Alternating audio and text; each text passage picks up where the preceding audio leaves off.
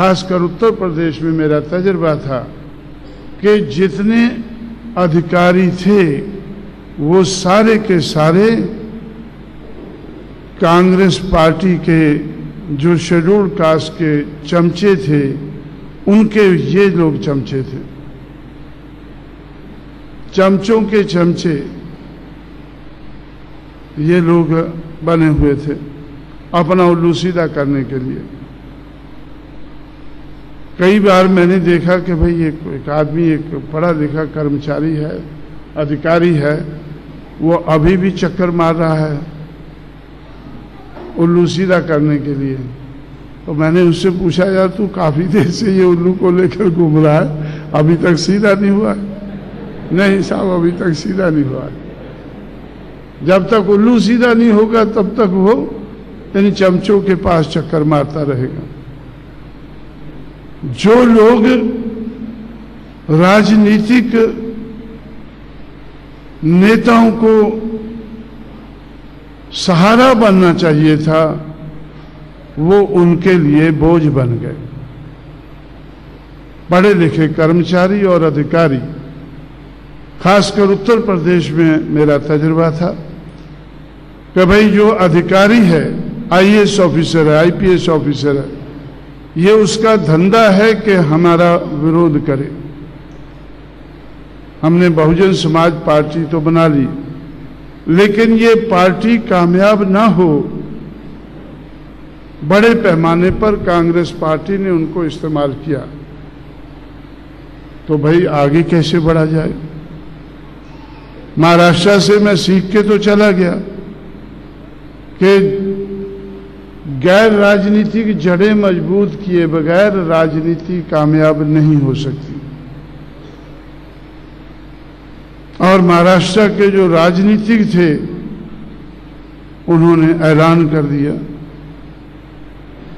1966 में पहली बार ऐलान किया बॉम्बे में इकट्ठे होकर कि बाबा साहब अम्बेडकर की विचारधारा तो चांगली है पर कामयाब हो शक्त नहीं। 1966 से लेकर 1996 तक मैंने देखा। 1996 तक क्यों देखा? क्योंकि 1996 में मैंने बहुजन समाज पार्टी को राष्ट्रीय पार्टी का रूप दे चुका था। बहुजन समाज पार्टी 1996 में पहली बार राष्ट्रीय पार्टी बनी। 1966 से 1996 तक 30 साल के समय में जो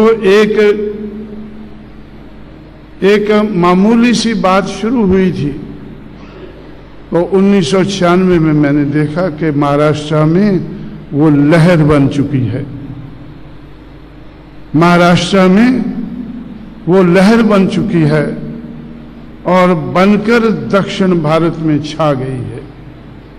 जहां जहां बाबा साहब को मानने वाले लोग थे, उन सब के ऊपर वो उसने घर कर लिया है। और वो लहर क्या थी? उस लहर का नाम क्या था कि बाबा साहब अम्बेडकर की विचारधारा तो चांगली है पर कामयाब हो शक्त नहीं।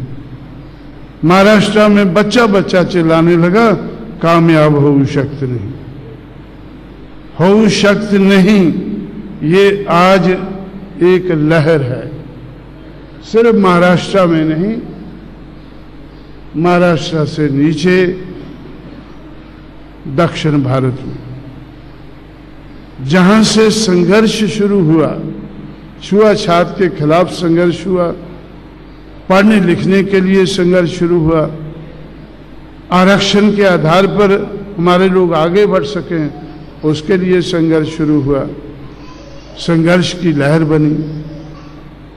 लेकिन 1966 में तो काउंटर लहर शुरू हुई और आज वो टॉप में जा रही है।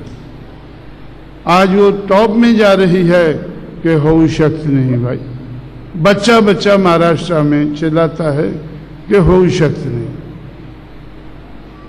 और लकीली जहां कोई संघर्ष नहीं हुआ,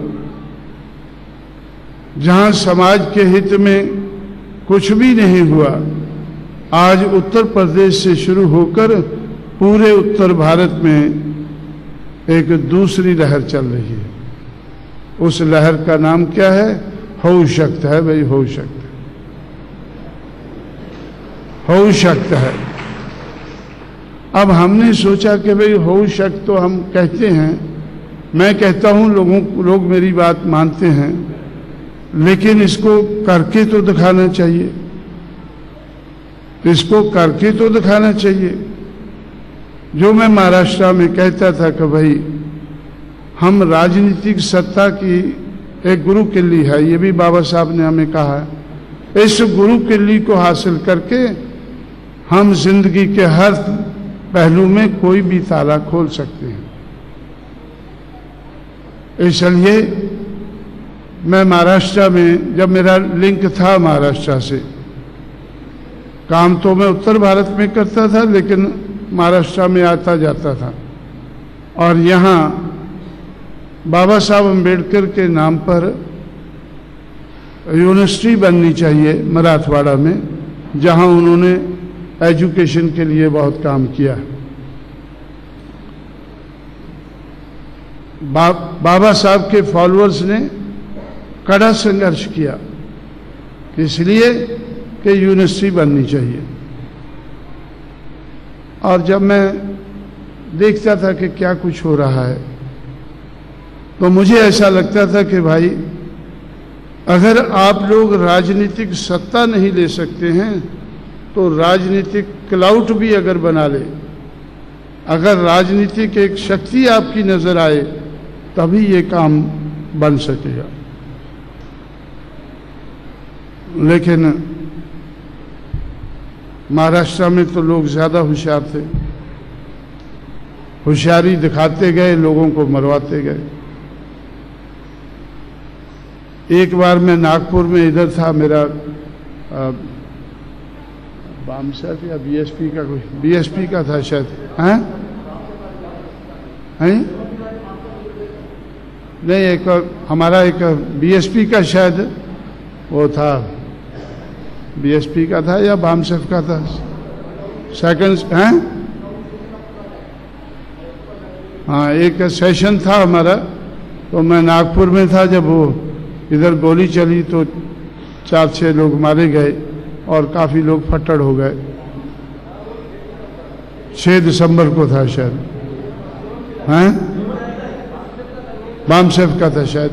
तो उस वक्त भी मैं सोच रहा था कि भाई ये लोग तो मारे जा रहे हैं, लोगों की भावना है, वो भावना के बस वो तड़प रहे हैं, लेकिन कुछ बन तो नहीं रहा है।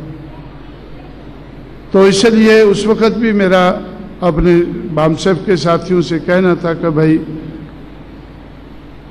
पॉलिटिकल क्लाउड के बगैर ये यूनिवर्सिटी नहीं मिल पाएगी। अगर पॉलिटिकल क्लाउड हम बना लें